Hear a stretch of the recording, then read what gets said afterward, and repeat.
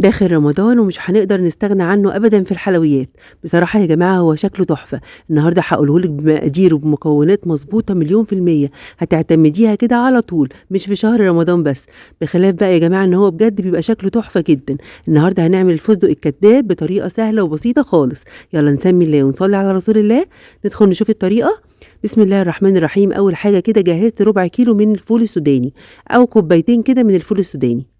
كوبايتين بيعملوا معايا ربع كيلو بالضبط، حطيتهم في طبق، جبت بقى طبق صغير خالص ونزلت فيه كده بحوالي 3 معالق كبار من المَيّة، عليهم معلقة صغيرة من الجل الغذائي أو اللون الطعام اللي هو لونه أخضر، نزلت كده بحوالي معلقة صغيرة، اللون دوّة بيبقى متوفر عند أي محل من مستلزمات الحلواني أو أي عطار كمان، دمجت اللون الأخضر مع المَيّة كويس جدًا، جبت بقى السوداني بتاعي ونزلت عليه كده باللون بالشكل ده، بُصّوا اللون عامل إزاي؟ الكمية كانت مضبوطة واللون طلع معايا مضبوط جدًا، لا احتجت إن أنا أزوّد ولا أقلل، يعني مضبوط أوي، مش هتقولي لأ أنا زوّدت اللون، لأ اللون طالع مضبوط جدًا. هندمج بقى السوداني مع اللون كويس جدًا بالشكل ده. وهاسيبه بقى كده حوالي 15 دقيقة، يعني بعد ما أدمجه كويس جدًا كده وأغلِّف كده سوداني باللون، هاسيبه حوالي 15 دقيقة، بعد 15 دقيقة بابدأ أجيب طاسة بانزل عليها كده بالسوداني بالشكل ده، وباسيب كده ما بانزلش بالمَيّة بتاعته، بُصّوا باحاول أخلّص كده سوداني من المَيّة، عشان ما احتاجش إن أنا أصفّيه، بُصّوا بقى كمية المَيّة أو السايل دوّة مش باخده خالص، بُصّوا مش باخده خالص، باسيبه في الطبق، يعني نزلت بالسوداني بس.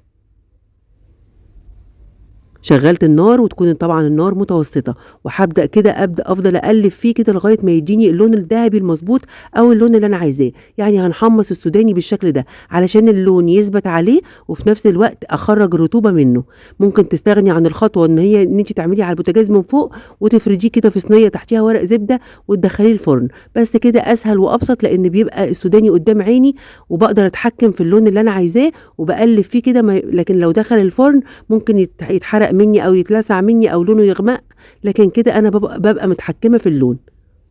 بُصّوا بافضل أقلِّب فيه كده والنار تكون متوسطة، ما تعلّيش النار نهائي، هاحمّص السوداني بالشكل ده، اللون بيثبت عليه وبيبقى مضبوط جدًا، أول ما يدّيني لون دهبي كده، بابقى خلاص كده ادّاني اللون المضبوط وباحس إن هو اتحمّص كويس، بانزل كده بيه في طبق لغاية ما يبرد تمامًا. بُصّوا كده بيبقى في السوداني فيه حتت بيضا، الحتت البيضا دي أول ما تدّيني لون دهبي باعرف إن هو اتحمّص كده معايا ووصل معايا للمرحلة المضبوطة أو المرحلة اللي أنا عايزاها، باسيبه بقى يبرد خالص وبعد ما يبرد باجيب مطحنة الخلاط أو الكبة، اللي أنتِ ترتاحي فيها اعمليها. أنا جِبت مطحنة الخلاط بالشكل دوّة وهابدأ أنزل كده بالفول السوداني على مرتين أو على 3 كمان، يمكن أول مرّة حطيت كمية كبيرة، لكن تاني مرّة حطيت نُص المطحنة بالضبط. يا دوبك بس بتضربي ضربتين بس كده، بيكون طبعًا مش مفروم ناعم أوي، بيكون خشن شوية كده علشان يدّيني نفس شكل الفستق بالضبط، يا دوبك ضربتين كده وبيطلع معايا جميل جدًا، بُصّوا بقى تحفة يا جماعة، شكل الفستق بالضبط ما تقدريش أبدًا تقولي إن ده مش فستق. ودلوقتي هانزل بقى بالكمية التانية في المطحنة بالشكل ده، نفس ما عملت بالضبط في المرّة الأولى، بس يُستحسن إن أنا ما أحطش كتير، ويا دوبك ضربتين صغيرين خالص، وبيدّيني بقى الشكل الجميل شكل الفستق، بيبقى حلو أوي يا جماعة في الحلويات، بُصّوا يا دوبك ضربتين بس، ما تطحنوهوش كتير علشان الفول السوداني بينزّل الزيت بتاعه علشان ما يبقاش معجّن منِّك، أنا عايزاه يبقى مفرول كده وجميل. بُصّوا خطير إزاي، تحفة يا جماعة وطلع كمية حلوة أوي، طبعًا بنحتفظ بالكمية دي في برطمان، برطمان كده يكون نضيف وناشف مغسول ومتعقم كويس جدًا، وباحتفظ بالفول السوداني، بُصّوا الشكل حلو إزاي وحتت مضروبة كويس وحتت لأ، شبه الفستق بالضبط.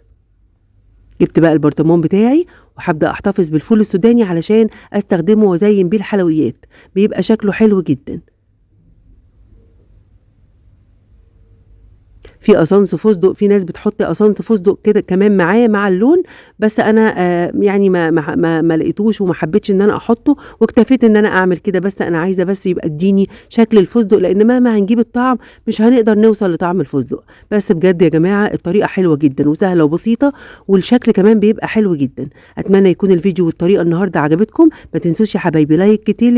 للفيديو عشان الفيديو يوصل لأكبر عدد، وتعليق حلو منكم، تعليقكم بيفرحني جدا، وشير كتير للأصدقاء عشان الكل يشوف الوصفة وينفذها. كل سنة وحضراتكم طيبين وبألف خير يا رب وبصحة وبسلامة. اللهم بلغنا رمضان لا فاقدين ولا مفقودين يا رب العالمين. أترككم في رعاية الله، والسلام عليكم ورحمة الله وبركاته.